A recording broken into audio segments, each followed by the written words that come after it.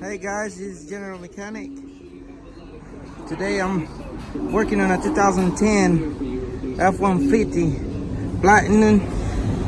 It's got I'll show you right here, 5.4 3-valve engine. And what I'm doing today is I'm replacing the left side motor mount. So I was checking it out, and of course first thing we got to do is lift the vehicle up and sit it on jack stands.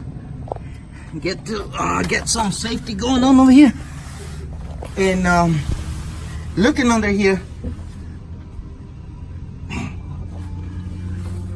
the way I look at it is I think we're gonna have to lift the engine up, and then because you see it's got 3 bolts holding the mount on the chassis, but they're facing down, so they're coming from up down. So, and you see the exhaust manifold right here, so that's like maybe an inch of clearance, and this bolt is long, you can see. So looking at it, we're gonna have to lift the engine up. So what we're gonna do, we're gonna clear out some space, and I'm thinking I'm gonna have to take the mufflers down from there, so you know the catalytic converter won't be hitting the firewall over there, right there, on both sides, because you can see how close they are to the firewall over there. So, and then we're gonna have to unhook both mounts. The mount on the passenger side has got a 21 millimeter bolts right here. They're supposed to be nuts. You are lucky if they come out with the stud. That's the way you wish they come out, because that way you lift it up and you know, the stud won't be right there giving you headache. On the passenger side, on the driver's side, I'm sorry, the one we're gonna replace, it's got a 24 millimeter big bolt right here, the one that goes across the mount. I got him loose already. All it took is a small gun right there, 1/2 inch. Now I think that to be safe, we're gonna take those mufflers loose from the manifolds.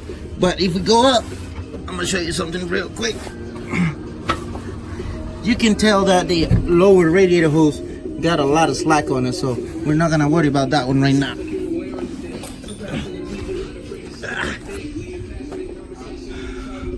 But I do want to get the air filter pipe, this air inlet tube, they call it, whatever. We're gonna remove it at least from the air filter section, so when we pull up on when we jack up on the engine, it's not gonna pull anything out. So give me 1 second right here. Remove it real quick.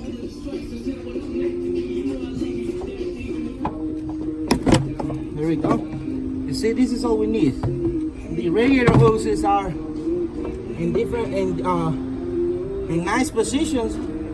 So there's a little bracket right here. I'm gonna show you real quick, holding the radiator hose. We're gonna take that loose so it can have all the movement we need. So after that, that's gonna be it. You can disconnect the battery, but this guy got a fancy radio inside, so we're not gonna mess with the memory right there. So we're gonna try to be really careful with this thing and do the job the cleanest we can do it. So stay tuned, and I'm gonna get you back whenever I do what I just told you we're gonna do. This is how far I got. I'm gonna tell you something. Remember, we were just gonna hook this up. That didn't work. You see this thing, the throttle neck right there, it's right there. So it wasn't enough clearance to lift the engine up high enough to get the mounts loose from the engine. So I had to take that. Take 4 10 millimeter bolts, 1 2 right there, 3 and 4 right there where my finger is pointing at. So I got those 4 right there, and I was able to lift the engine up. I'm gonna show you how I did lift the engine up. I got a jack under here. It's a piece of wood right behind this cross member, okay? Because if you come over here, the jack is not gonna be high enough, and it's gonna be on your way too. So piece of block wood. All right, when you get the engine up like that, good enough. You got 3 18-millimeter bolts, okay? That's high enough for you to bring the bolt out, okay? You see, barely high enough. So I got 2 of them loose already out, and the other one is loose too. I just got, oh look, I can do it with my finger.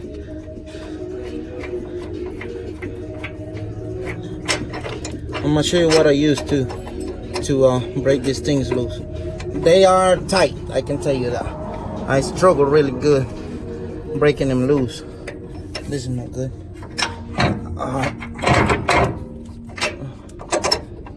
You see, the bolt doesn't have enough clearance, so I'm gonna figure something out right there.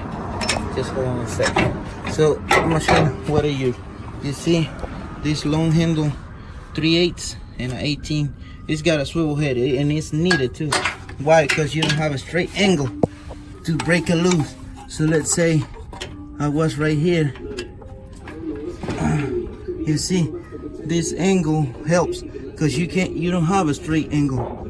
So you gotta have a swivel head to break this loose, and you gotta have a long handle ratchet, 18-millimeter bolt.